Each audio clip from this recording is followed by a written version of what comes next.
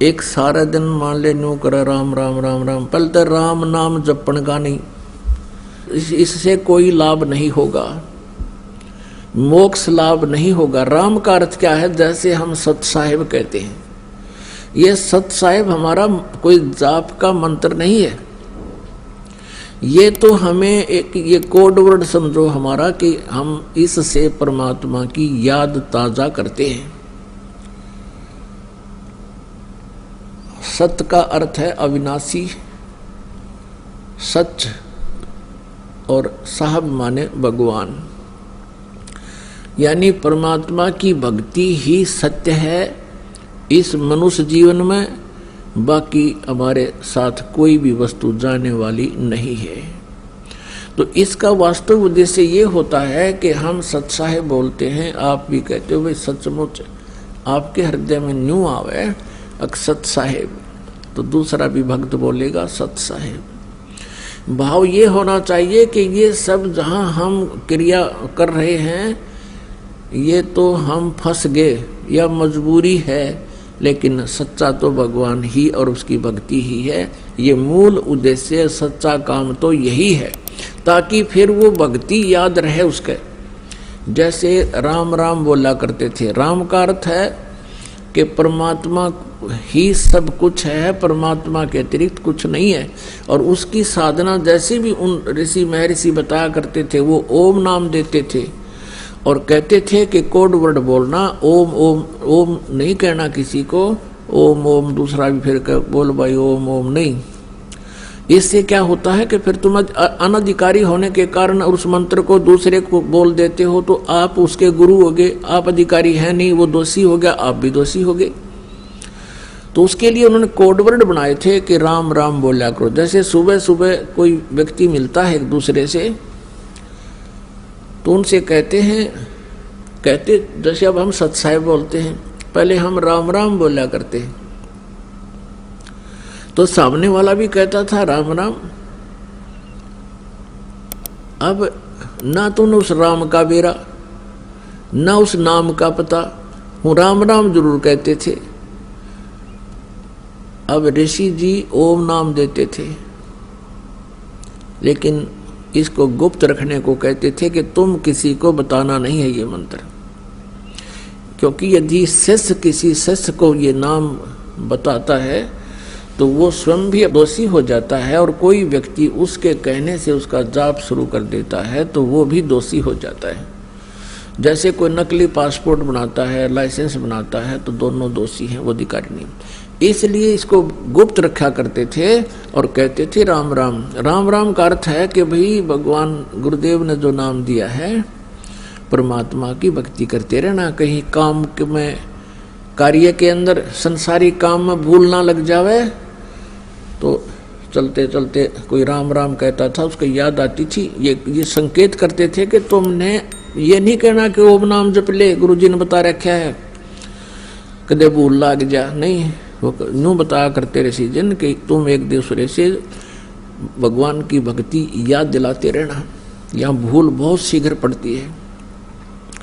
तो कहीं तुम आपस में मिलो तो बोलना राम राम, सामने वाला समझ जाएगा कि ये कह रहा है कि भक्ति ना भगवान का वो नाम जाप कर ले, कदे भूल पड़गी हो। जैसे आप खेतों में जा रहे हैं, मजदूरी पर जा रहे हैं और अन्य किसी काम बस सफ़र कर रहे थे, पहले तो सफ़र पैदल करते थे, तो रास्ते में कोई व्यक्ति मिल जाता और उसका भूल पड़ जाती थी कोई इधर उधर के विचारों में, सामने वाला कहा करता राम राम भाई राम राम, फिर वो कहता था राम राम राम राम राम राम, ओहो कहता मैं भूल गया था भाई। अब तो वो मन आध घंटे तक फिर श्रवण होता रहा उसका, फिर भूल सी पड़े, इतने कोई फिर टकरा जा राम राम कहने वाला। तो कहने का भाव ये है कि फिर वो मंत्र याद रहते थे, वो जब भक्ति करते रहते थे। लेकिन कहते हैं राम नाम जप कर थर होई, सत्य नाम में मंत्र दोई।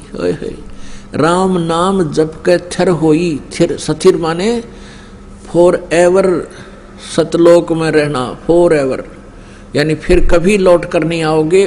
उसको राम नाम जप कर थर होई, और सत नाम में है वो मंत्र दोई।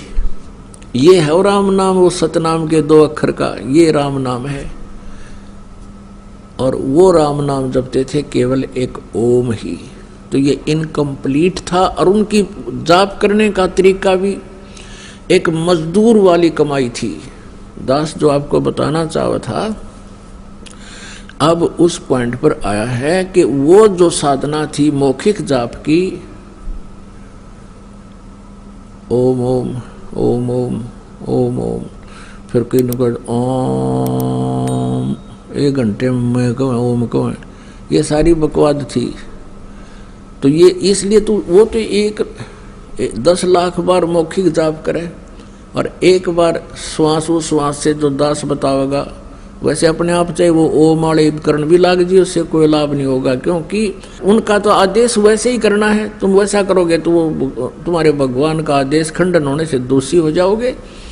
और हमारे भगवान का आदेश है श्वास उश्वास में नाम जपो, व्यर्था श्वास मत खो, न जाने इसे श्वास को हो, आवण हो के न हो। अब हमारे भगवान का तो आदेश है कि श्वास उश्वास से नाम जपना है, और इनके भगवान का आदेश है कि उच्चारण करके करना है।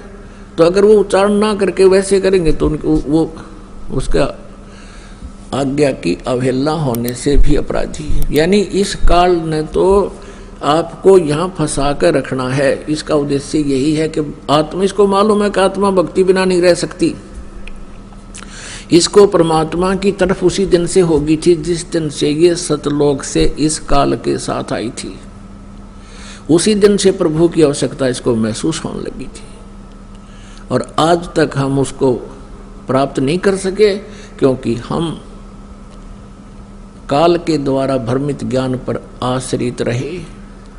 उस अज्ञान को हटाने के लिए स्वयं परमेश्वर कबीर देव जी आते हैं और वो ऐसा ज्ञान सुनाते हैं, और ज्ञान सब ज्ञानड़ी, ये कबीर ज्ञान सो ज्ञान, जैसे घोड़ा तोब का अब करता चले मैदान।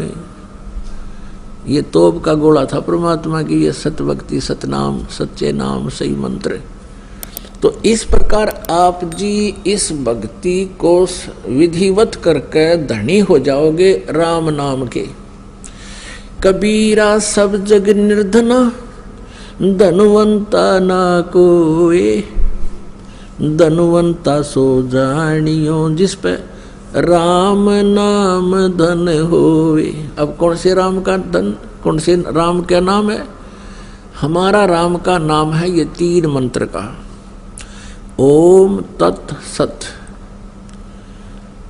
ओम ब्रह्म की मजदूरी और तत् सांकेतिक है, ये अक्षर पुरुष की मजदूरी, और सत जो सार नाम है ये परम अक्षर ब्रह्म की पूजा। ये परम अक्षर ब्रह्म की पूजा। अपने आत्माओं, साधना और पूजा में बहुत अंतर होता है। साधना तो एक समझो एक मजदूरी है,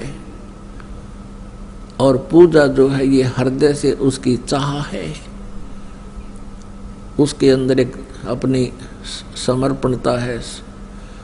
तो इस प्रकार हमने पूजा तो पूर्ण परमात्मा परम अक्षर ब्रह्म की करनी है, और अन्य भगवानों के जो साधना आपको दी है ये भी करनी है, क्योंकि इनके ऋण से मुक्त होकर ही हम सतलोक जाएंगे।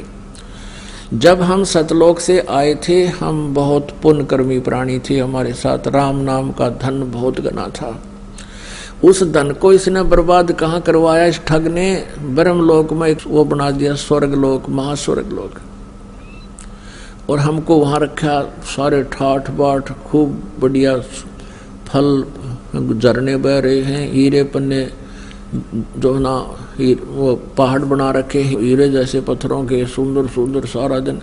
तो वहाँ क्या करता रहा फिर इसने, जब हमारे हो लिए ना वहाँ 10,000 वर्ष, 1 लाख वर्ष, तब इसने हमारा अकाउंट बताना शुरू किया कि तुम्हारे इतने पैसे कट गए। इब हम जावा कि तो भाई कट गए तो कट गए,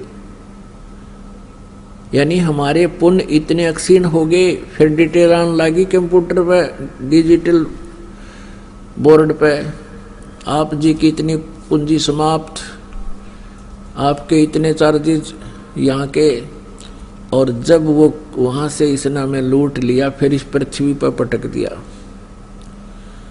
और कहा अपने पाप भोगो, वहां पर जैसा कर्म करेगा वैसा फल पाओगे। यहाँ का विधान है। और परमेश्वर कबीर देव जी का विधान है कि जो मेरी शरण में आ जाएगा उसके पापों का नाश कर दूंगा, और सत साधना भी वो बताऊंगा जो जिससे आप शीघ्र धनी हो जाओगे। तो इसलिए परमात्मा सतलोक से गमन करके आए थे, वहां से गति करके आए थे हमें ये तत्व ज्ञान बताने के लिए।